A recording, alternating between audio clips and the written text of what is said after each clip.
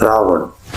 माना रावण बहुत शक्तिशाली, विद्वान, ज्ञानी आदि था, पर क्या उसकी असलियत और उसके कुकर्मों के बारे में आप सही से जानते भी हैं या नहीं? और जान लेंगे तो शायद आपको भी रावण के बारे में सच्चाई का पता चल जाएगा।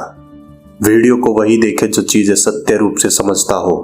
तो स्वागत है आपका हमारे चैनल सत्य आध्यात्मिक सोच में। जानकारी पूरी देखकर अपना विचार कमेंट करके जरूर बताना।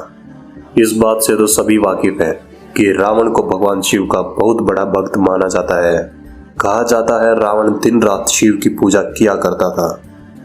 आजकल सिर्फ रावण के गुणों के बारे में सुनकर लोग उसके चरित्र और उसको अच्छा ही समझने लगे हैं। माना रावण बहुत बुद्धिमानी और ज्ञानी, गीतकार और संगीतकार, वेदों का विद्वान, अत्यंत शक्तिशाली एवं कुशल उत्कृष्ट योद्धा, विज्ञान में माहिर, जिसने ज्योतिषी पर रावण संहिता नामक ग्रंथ लिखा, जिसे आयुर्वेद का और राजनीति शास्त्र का अपार ज्ञान था, जिसके कारण जब रावण अपनी आखिरी सांस गिन रहा था तब भगवान श्री राम ने खुद लक्ष्मण को उनसे ज्ञान लेने को कहा था।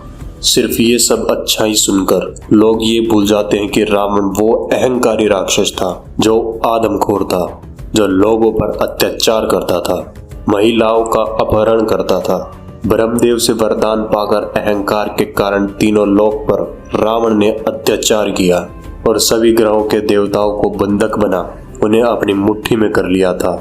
अपने भाई कुबेर को लंका से निकाल लंका पे कब्जा कर लिया था। माता पार्वती की सुंदरता को देख भगवान शिव से माता पार्वती को ही मांग लिया था।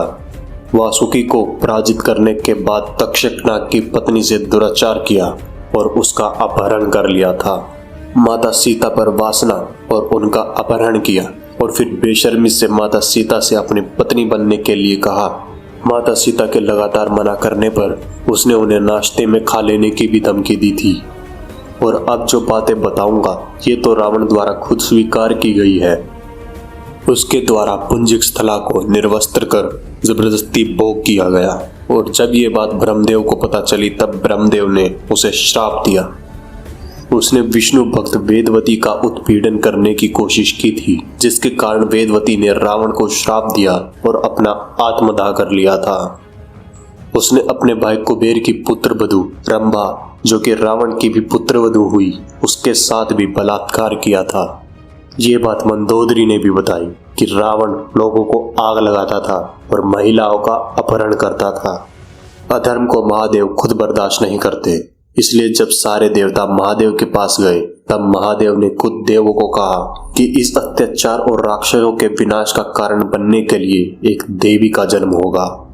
रावण जन्म से आधा ब्राह्मण जरूर था, पर कर्मों से नहीं। शिव भक्त होने के कारण लोग उसे महत्व तो दे देते हैं, पर वो खुद निर्लज और दुष्ट था, जिससे खुद महादेव भी परेशान थे।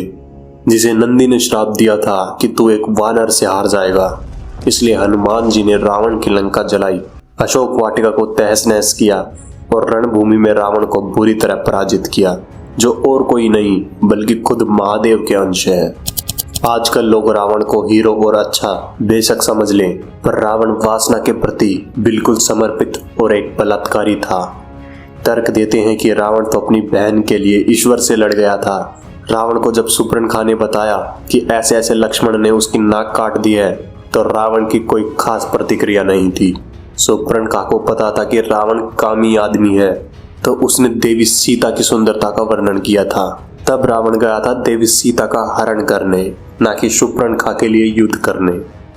रावण काम वासना, क्रोध, लोभ, मोह, अहंकार, चित्त, ईर्ष्या, गौरव, मन और बुद्धि, इन सभी अवगुणों का गुलाम बन चुका था। रावण एक विद्वान और पूर्ण मनुष्य होते हुए भी अपनी इंद्रियों पर नियंत्रण खो चुका था। वह इन बातों से अभिभूत था। देवी सीता के लिए काम, श्री राम के लिए क्रोध, सर्वशक्तिमान होने का मोह, अपने ज्ञान और शक्तियों का गौरव और हनुमान के कौशल के विरुद्ध ईर्ष्या। इस प्रकार उसके अहंकार को छोड़ने के लिए, उसकी बुद्धि का उपयोग करने के लिए उसके मन ने अपना चित्त या वसीयत को खो दिया। यहाँ तक कि जब रावण अपनी मृत्यु शैया पर था तब भगवान श्री राम भी कहते हैं कि रावण अब तक का पैदा हुआ सबसे महान प्राणी था, और यदि उसने इन सभी शक्तियों और गुणों का उपयोग धर्म के लिए किया होता तो वह और भी अधिक महान और अमर हो गया होता। तो हम यह भी कह सकते हैं कि रावण महान एक अच्छा इंसान जो अभिमान, वासना और अहंकार में डूबने के कारण बुरा बन गया। इस जानकारी पर आपके क्या विचार हैं कमेंट में जरूर बताएं और वीडियो को भी लाइक जरूर करिएगा। ऐसी और जानकारी के लिए हमारे चैनल सत्य आध्यात्मिक सोच के साथ बने रहिएगा। जय श्री राम, हर हर महादेव।